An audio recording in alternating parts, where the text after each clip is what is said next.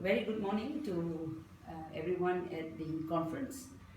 Today it gives me great pleasure to be part of this conference, and I have been given the privilege to be part of it. And unfortunately, I could not come to India due to work commitments, and I have had the opportunity, thanks to technology and a lot of features that we work in computer science, for us to actually have a session together through this video recording. I am Professor Dr. Shamuna, and I am from University Putra, Malaysia, Malaysian University, one of the research universities in Malaysia. And I just like to share with you a little bit of my background before I embark on our topic today. I will be talking about like mobility management and the Internet of Things. And it's a very interesting thing because when things move, you get a lot of issues and things to deal with. So before going into the topic, let me just share with you a little bit of my background. I'm currently recording this video at the UPM Sports Academy. It's a blend, a unique blend I have in my life, which actually I have a blend of computer science, which is my profession, which I love very much, and I specialize in the area of wireless and networking.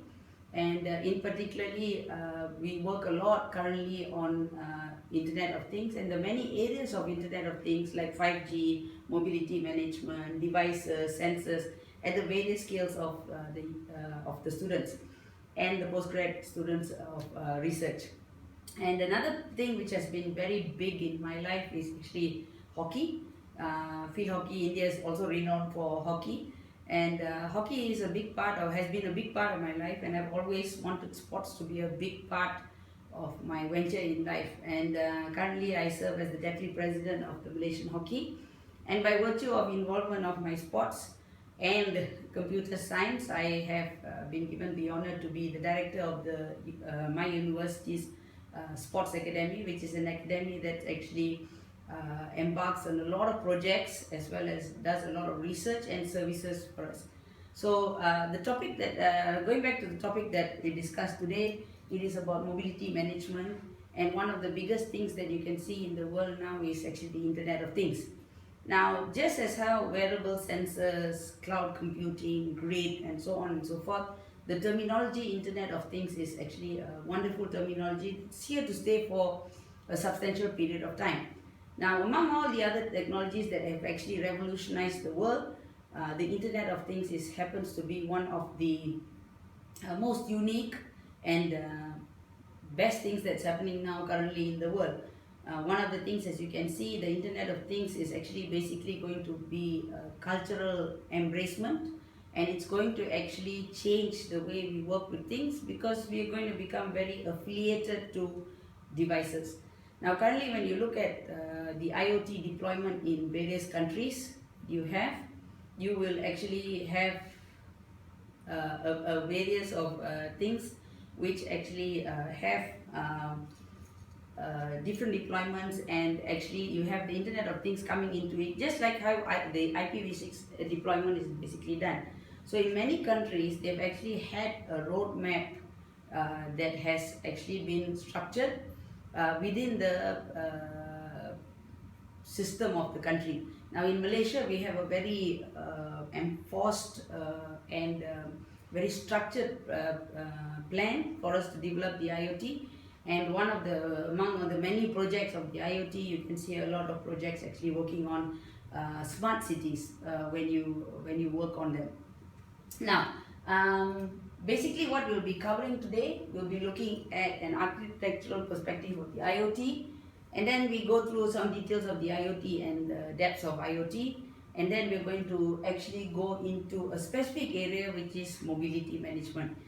As you know, that the interesting thing about the IoT basically is actually, you could say actually an alliance between various components, between the actuators, the sensors, the devices, the acceleration process, and you have many integration and analytics and big data and so on and so forth.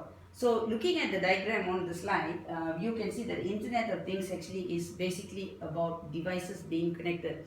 Now, a very interesting thing that I like to always share with my students is that to ask them this question, and if I happen to be there, I'd ask you to put up your hand and let me know that how many of you all in this lecture hall or in this conference hall actually have a unique IP address attached to yourself.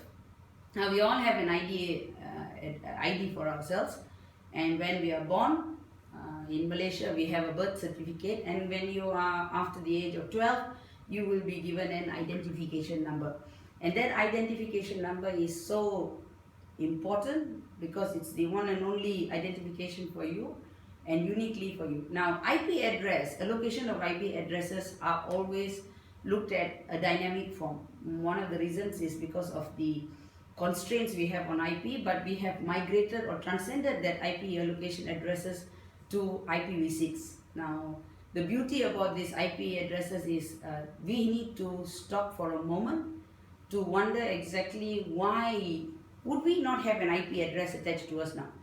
Now whenever I come to any country, there are various ways I get connected to the net. Now one of the main things that I have a problem when I come to India is deciding whether I should stick to my roaming plan of my original telco company that I come from Malaysia, or shall I actually subscribe to an IP data plan within India.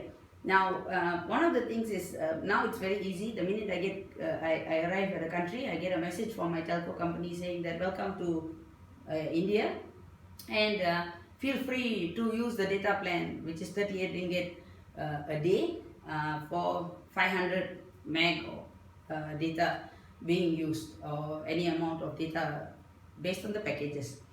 Now why I would actually subscribe that, because I work a lot on data. I use my WhatsApp, I use my Facebook, I check my mails, and apart from voice, I use a lot of data. So when the minute I arrive in any country, even before I arrive, I'm already checking and seeing whether I could register a line, whether it's good to use a local plan, whether it's okay for me to continue with my data plan from my roaming company, and so on and so forth. So that gives me connectivity. Now imagine the number of us who don't have an IP connectivity in certain places, because probably we think that the building or the organization we're going for has IP, has a Wi-Fi, has a WiMAX, or and so on and so forth. Now when you look at this idea, the idea of associating an IP to a human being is actually rather exclusive, and also a necessity, and it's becoming a norm within us. Now when we talk about IoT, this beautiful concept about the concepts of connecting IP to a human being is going to be extended to connecting IP to devices. Now when you look at devices, just imagine, for example, if I wanted to connect this projector. Now whenever I have a class, sometimes the projectors are on, and occasionally when it's a very early class in the morning at 8 o'clock, I have this little joke that I share with my students, because they are happily parked on their seats, and when I come and switch it on and do and so on and so forth, they are very happily watching me, because they get another 10 minutes of actually time to breathe, because before the class starts. Okay, so I always joke with them, hey guys, why don't you just switch it on before I come? And they give me this sheepish smile with them. So I told them one day I'm going to just plug an IP to this projector, and while I'm walking to class, I'm just going to go through a mobile app, and I'm just going to on it before I come to class. And that is one of the examples where when devices actually have an IP, there are many beautiful reasons as to why we would want that device to actually have an IP. Now the concept of IoT is actually this: embracing the fact that sensory devices will have IP connectivity, and you could actually get all the reading and connect it in a holistic manner where you'd actually have a lot of analytics and so on and so forth. So that's the concept of IoT, and that's why when you look at this diagram, you actually have the actuators, you have the creation of the data, and then you have the communication, which is actually now becoming even more prominent with 5G, because 5G will be able to connect billions of devices together, and you have aggregation of data, and one of the beautiful things is actually the analysis of data. That's why we actually have data sciences, we have big data, and we have all these things coming in together at the moment. Now, the effort to standardize. One of my favorite books that I have always used a lot in referencing to what I am actually going to do in class or to teach them is the book that Only the Paranoid Will Survive. Now, when you look at Only the Paranoid Will Survive, the book actually, Andrew Grove actually wrote a very beautiful description about certain stages in life and also technology where you actually come to an inflection point. And at that inflection point, so if you look at the inflection point, an inflection point is actually one that goes this way, and this is an inflection point that you could either go up or you could actually come down. So at this inflection point, many technologies are actually at this inflection point. And you also have another diagram where you actually have horizontal businesses or vertical businesses, and also you will have horizontal. Now the idea of moving from vertical to horizontal actually tells you that you're actually basically working on standardization. Now when you actually have standardization involved, you will see more cohesiveness and movement towards data application and so on. So the IEEE is also heading towards IoT standardization to facilitate this communication that we have. And the idea is that we have a lot of players in the IoT, and we also have many kind of advocation towards this IoT. Now, there are many issues in this IoT, and the beautiful thing is when you have a lot of issues, you will have a lot of research being done within these IoT areas. And when you have a lot of research, you have a lot of problems, you get a lot of PhDs, you get a lot of masters, and so on and so forth. So when you actually look at the issues, there are several issues within the IoT, like energy consumption, types of devices that you use, security issues, data analytics, computing of things. And one of the issues that you can look at is basically the research issues in IoT is on mobility management. Now this is a huge area whereby if you look at devices and IoT is very customizable, very localized towards these issues. And when you look at these issues that we have, among the issues that you can have is that, let's say you take an IoT application for agriculture, and if you were to take an IoT application for hockey players. Now there's a vast difference in this. One of the main reasons is actually the mobility of the devices or the elements that are being recorded in that particular application. So if you take an agriculture application, for example, if you were to take cows, you would actually find that the cows are actually much slower than hockey players, and you will have a lot of mobility issues in the managing of these things. Now just for example, if you were to take a student who's living in a hostel from currently in Coimbatore, if let's say the student was happened to be from Delhi or Trichy, you would find an issue that the student starts moving. Now one of the big issues is now, because of course we have the phones, it becomes easy because you are detectable and so on and so forth. So several issues happen when people want to contact you, especially your friends from your city, or they would like to send you a document. And that is one of the reasons where in conventional letters and forms, you will be able to actually see that there are two distinction of addresses. One is your permanent address and one is your corresponding address. So exactly that. Why do we have a corresponding address? Because we want to get connected with people, and we want people to know at that current moment. You see, I come from a town called Port Dickson in Malaysia. It's a nice little city by the beach. And when I was studying in the university, my permanent address is my Port Dickson house, but my corresponding address happens to be my department address. So my students, I have a lot of students from the Middle East and from various parts of the world.